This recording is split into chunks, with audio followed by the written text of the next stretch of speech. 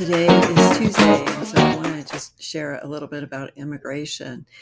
The human migration we can see from the beginning of time on a map, and I'm going to share that in the description. But the maps of deportation, of migration, and of resistance, those maps hold a lot of pain.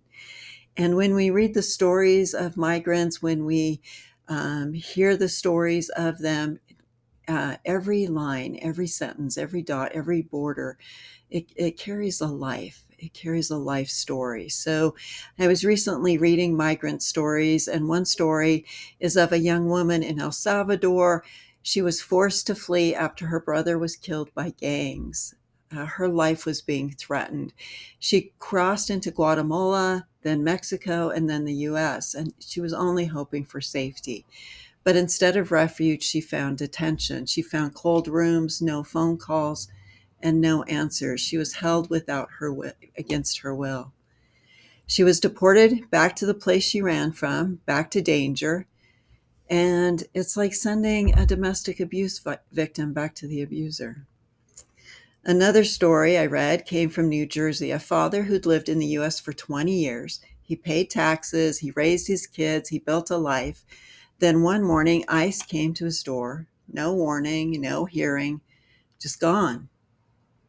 His children came home and asked where he went, and they're still asking.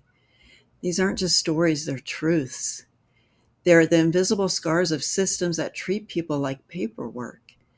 There are stories about resistance that shows how people reclaim their stories, how they draw their own maps, not of borders, but of belonging. It reminds me that migration isn't a crisis, it's a human experience. And every migrant is more than a status. They're a story, a heartbeat, a home in motion. So today I ask, whose stories are we missing? Whose voices are silenced? And what kind of map are we drawing for the future?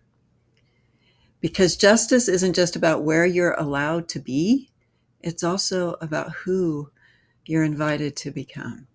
Thank you for watching. Please subscribe, leave a comment, you hit the like button, and let's talk again soon.